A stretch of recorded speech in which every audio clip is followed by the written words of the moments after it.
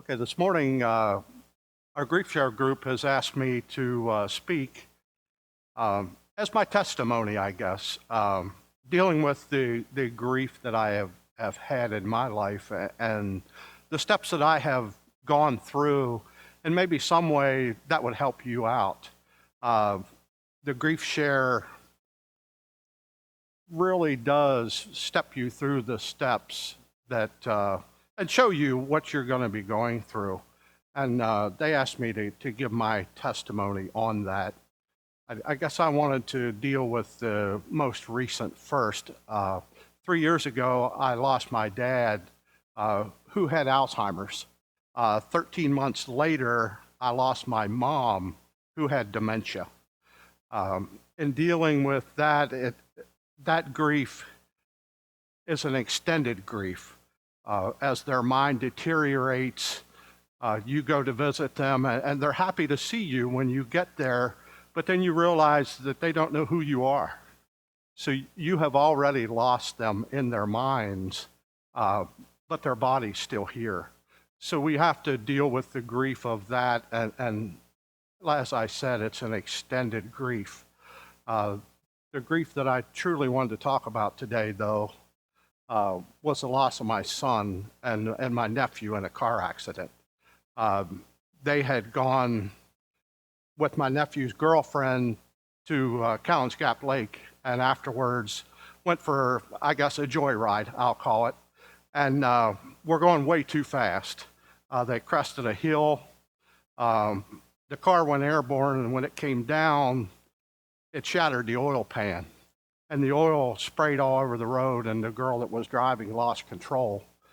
They hit a tree, and the crash was so violent, even though several of them, my son being one of them, had their seatbelts on, they were still thrown from the car. I came home from work to the state police leaving my house. They had just told my wife that our son had been killed in a car accident. What they didn't realize is that my nephew was in that accident also. I had a unique reaction to that, and I can't really explain it. The Grief Share goes into it a little bit, but I had no feelings at all. I didn't cry. I felt nothing. I just said, "Oh, really? Now what?" And I went in and sat on the couch. And I sat on the couch for 3 days, not feeling anything. Everyone else around me was sobbing uncontrollably, but I felt nothing. It wasn't until I got a call from one of my Christian friends at work that asked me if what he had heard on the news was true and that it was my son that was in that accident. That broke the ice. I had to apologize to that man later because I never answered him. I just hung up and started to cry uncontrollably. We had to deal with the service of burial. My sister had arranged for her son's funeral first. We went to his viewing. The next day, we went to his funeral.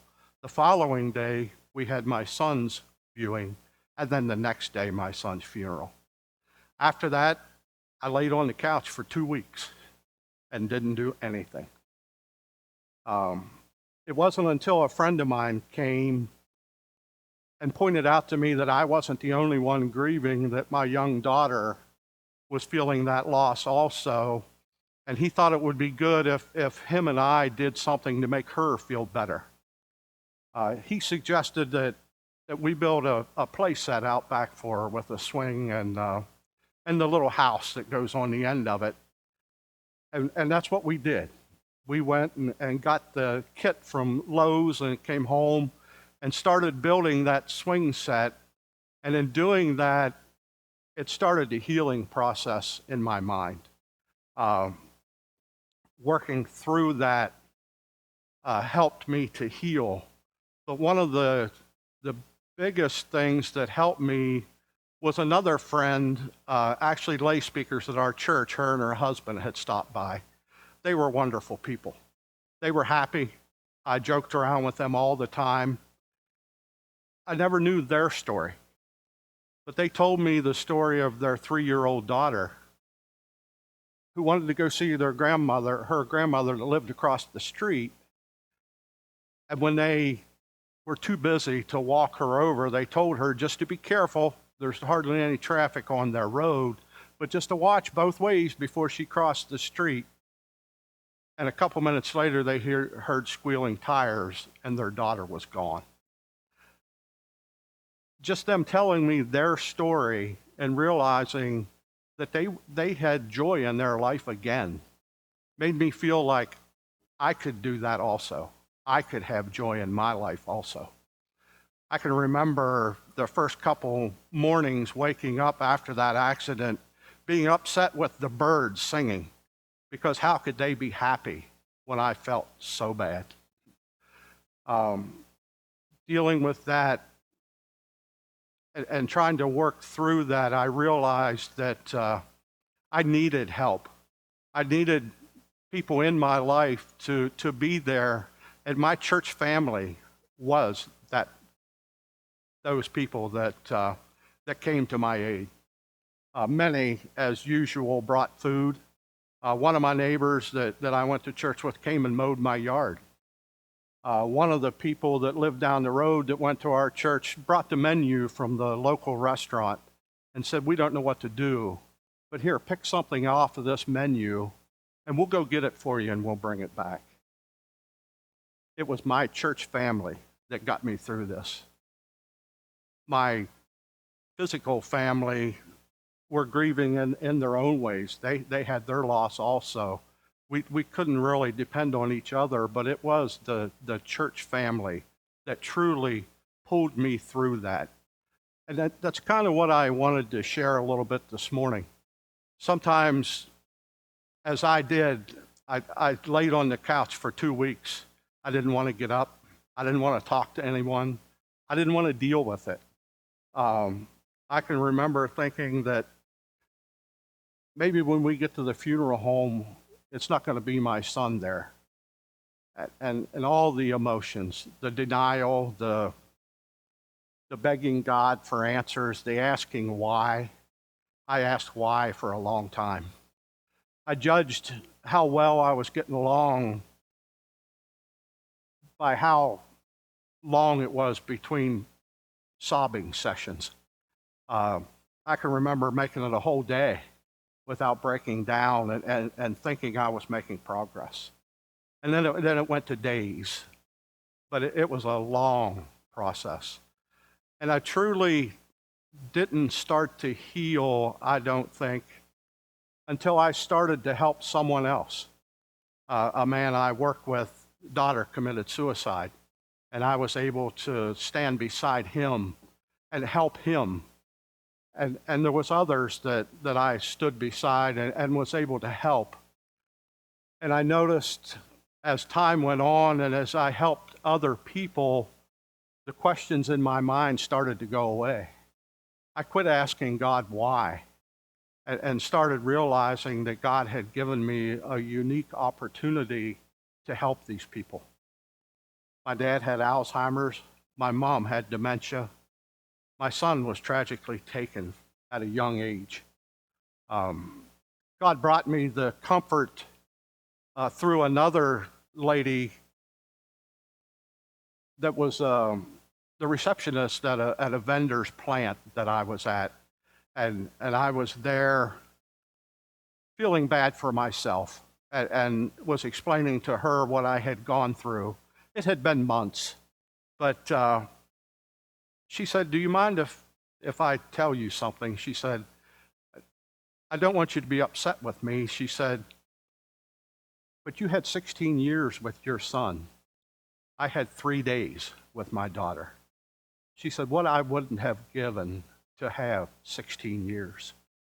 And it made me realize that God had given me 16 years with my son. My son got the best part of life. He didn't have to deal with a job and the worries associated with that, I never questioned God as to why it happened. I could have, many do, but for some reason I never did. But it was in helping others that really brought the healing to my heart. And I really wanted to share this today to just let you know that if you're in any of those situations, that walling yourself off from everyone else and just trying to deal with it yourself is not going to help you heal. The Grief Share Ministry is formatted to step you through, or not to step you through, maybe is the wrong term, but to show you the steps that you're going to go through. Everyone goes through the same steps, maybe not in the same order or in the same way, but it lets you know that you're not out there alone and that what you're feeling is normal. When I didn't want to deal with it at all, and had no feelings at all, that's just one way to deal with it. It also gives you the stories of other people.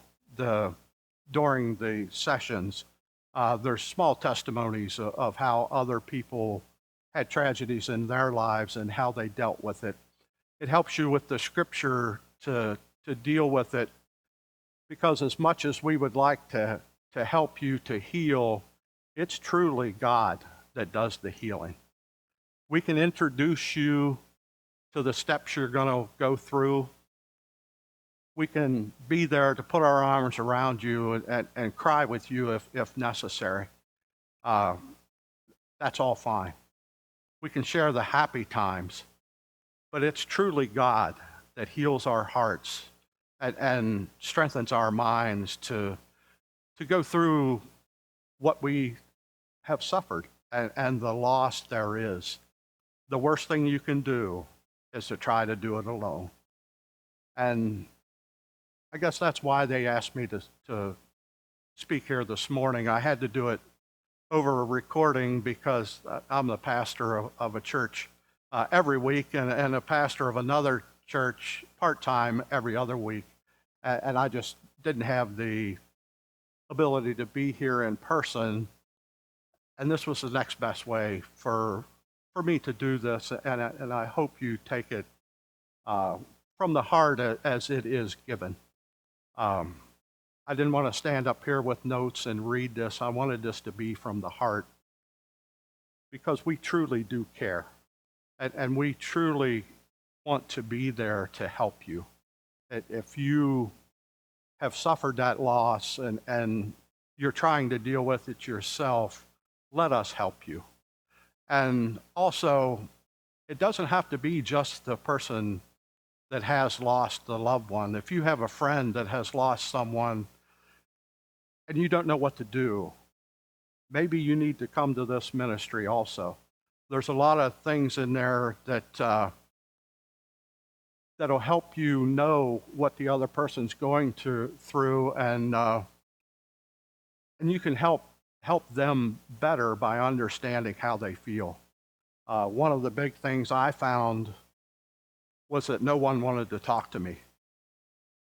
I think mainly because they knew I would get upset and I'd start to cry when I talked about it, and they thought it was best if they didn't do that. But that was exactly what I didn't need. I needed to work through it in my mind and talk about it and deal with it. But they didn't know that. And this ministry can help you through that also. If you care for that loved one and you want to be there to help them through the steps, it'll show you what they're going through. So I just wanted to, like I said, I just wanted to take a few minutes this morning and to talk about that. And I just hope you'll consider joining our group if you are in that situation. And I appreciate your time. Thank you.